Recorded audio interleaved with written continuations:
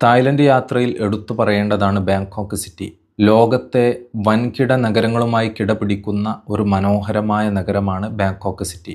എടുത്തു പറയേണ്ടത് അവിടുത്തെ ബിൽഡിങ്ങുകളുടെ സ്ട്രക്ചറുകളും ആർക്കിടെക്ചറുകളും ഒക്കെയാണ്. അവിടുത്തെ ഓരോ ബിൽഡിങ്ങുകളും വ്യത്യസ്തമാണ്. ഒരു ബിൽഡിങ്ങിൻ്റെ രൂപത്തിലല്ല മറ്റൊരു ബിൽഡിങ്. വ്യത്യസ്തമായ പല രൂപത്തിലുള്ള നമ്മളെ അത്ഭുതപ്പെടുത്തുന്ന സ്ട്രക്ചറുകളിൽ അവിടുത്തെ ബിൽഡിങ്ങുകളെ നമുക്ക് കാണാൻ കഴിയും.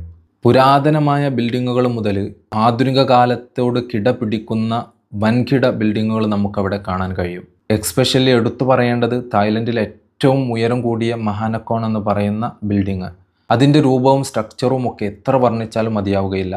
സൂര്യപ്രകാശമൊക്കെ അടിക്കുന്ന സമയത്ത് അത് നമുക്ക് മുന്നിൽ പ്രത്യക്ഷപ്പെടുന്ന ഒരു രൂപമുണ്ട്. അതെങ്ങനെ വർണ്ണിക്കണമെന്ന് എനിക്ക് അറിയില്ല. അത്രയും മനോഹരമാണ് ആ ബിൽഡിങ്ങിൻ്റെ ദൃശ്യം. ബാങ്കോക്ക് സിറ്റിയിലെ ഈ കാഴ്ചകളൊക്കെ കാണാൻ ഏറ്റവും നല്ലത് നമ്മൾ MRT ലൈനുകളിലൂടെ യാത്ര ചെയ്യുക എന്നുള്ളതാണ്.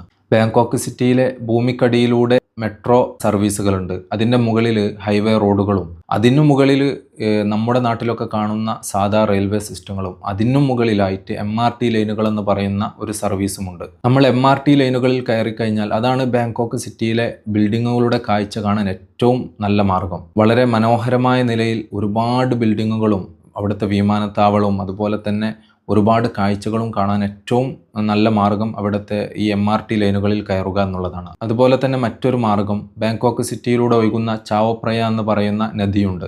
ആ നദിയിൽ ഒരു ബോട്ട് സർവീസ് ഉണ്ട്. വളരെ തുച്ഛമായ രൂപക്ക് നമുക്ക് സിറ്റിയുടെ പല ഭാഗങ്ങളും ആ നദിയിലൂടെ സഞ്ചരിച്ചുകൊണ്ട് കാണാൻ കഴിയും. നമുക്ക് ഇഷ്ടമുള്ള സ്ഥലത്തിറങ്ങാം. അവിടെ നിന്ന് വീണ്ടും സർവീസുകളൊക്കെ ഉണ്ട്. അപ്പോൾ നമുക്ക് ഏറ്റവും നല്ല രൂപത്തിൽ തായ്ലൻഡിൽ പോകുന്നവർ ഒരിക്കലും മിസ് ചെയ്യാതെ ഈ MRT ലൈനുകളിൽ, അതുപോലെ തന്നെ ഈ ചാവോ പ്രയ എന്ന് പറയുന്ന ഈ നദിയിലൂടെയൊക്കെയുള്ള ആ ഒരു കാഴ്ച വളരെ മനോഹരമായ കാഴ്ചകളാണ്. ഒരിക്കലും നിങ്ങൾ തായ്ലൻഡിൽ യാത്ര ചെയ്യുകയാണെങ്കിൽ മിസ് ചെയ്യാതെ ഇതൊക്കെ ആസ്വദിക്കണമെന്ന് ഓർമ്മപ്പെടുത്തുകയാണ്.